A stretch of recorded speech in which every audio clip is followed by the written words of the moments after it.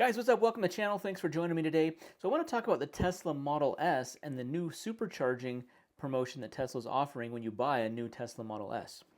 Now, I like to always follow the Tesla Model S news and what's happening with that car. I'm really interested in that car. I've owned two Tesla Model S's in the past. I currently own one, a 2013 Model S AWD rear-wheel drive, and then previously I had a 2015 Model S P85D. Both of those Tesla Model S's came when they were new with the free unlimited supercharging that was transferable to the next owner. Now, I was the second owner of both of those vehicles, and that free supercharging transferred to me as the second owner of those vehicles, and that was one of the appeals to buying those older Tesla Model S's, is they had the free unlimited supercharging that transferred to a new buyer, and then I could use it and use this free supercharging as much as I wanted to, and it was a fantastic benefit.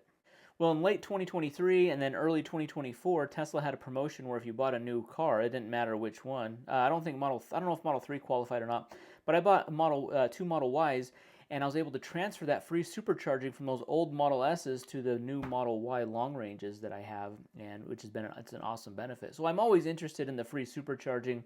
So Tesla just announced that on their new Model S cars, if you buy one right now, the order has to have been received after December 13th.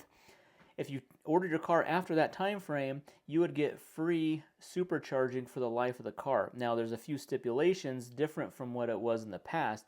It does not transfer to a new owner. You can't transfer it to another car.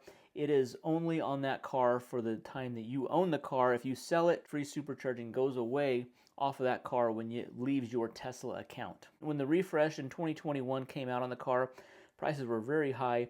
Model S Plaid was upwards of $130,000. They've crept down over the years, and then we've seen it as low as almost $87,000 for a Model S Plaid, a brand new one.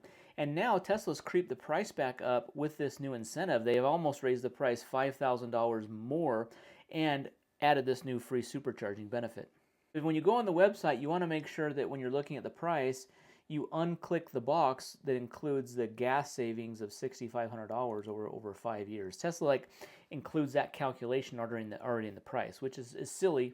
They do that. They try to make it look like their cars are cheaper than they really are. So if we look at the prices now, the all-wheel drive, or kind of their long range, is $79,990. The Plaid is $94,990. What I figure is Tesla is figuring free supercharging to be about a $5,000 benefit when they add it onto these cars. Now, there's some fine print on this I want to read to you guys and tell you the details of this free supercharging, because it doesn't seem like it's unlimited. They can cancel you off of the supercharger network if you use it too much. It cannot be used for commercial purposes like taxi, rideshare, or delivery services. That's excluded from this promotion. You're still responsible for supercharging fees like idle fees, congestion fees when applicable. It says Tesla reserves the right in its sole discretion to remove the free supercharging from your vehicle in the event of excess charging or unpaid fees related to supercharging. If you use it too much, they'll remove this benefit off of your account. Well, what is too much? They don't define you can't get charged this many times. Promotion is subject to change at any time. The only reason someone would buy a Model S right now with this free supercharging offer is they're going to use it and use it a lot. Like, let's say you're an Uber driver, or you want to charge your car 2 or 3 times a day on the supercharger network. That would be someone who would be interested in this, especially since they raised the price of the car to almost over $5,000. They give you some calculations that I came up with of what is the value. I looked at it at my situation. My situation's not the same as everyone else's. I get that. I bought a new Model S right now, and it did not have free supercharging on it. I would exclusively charge it at my house. I pay 11 cents per kilowatt hour. I do have solar panels that kind of help subsidize that. There are areas that pay more than that, and I get that, but you know what your rates are, your electricity rates are in your area. Now, if we consider if I didn't have free supercharging and I only charge at home, and I was to drive 20,000 miles a year. Now, crunching those numbers, it does seem kind of low. That's only about $50 a month that you'd pay in electricity to drive that 20,000 miles over the course of the year. Or 8 years or 160,000 miles you would have to drive, and you charge exclusively at home. 8 years, 160,000 miles, you'd pay about $5,000 in electricity costs, which really isn't that much when you think about it over 8 years and 160,000 miles. So Tesla knows the value of free supercharging. They've looked at like all their cars, what the history is. There are some outliers.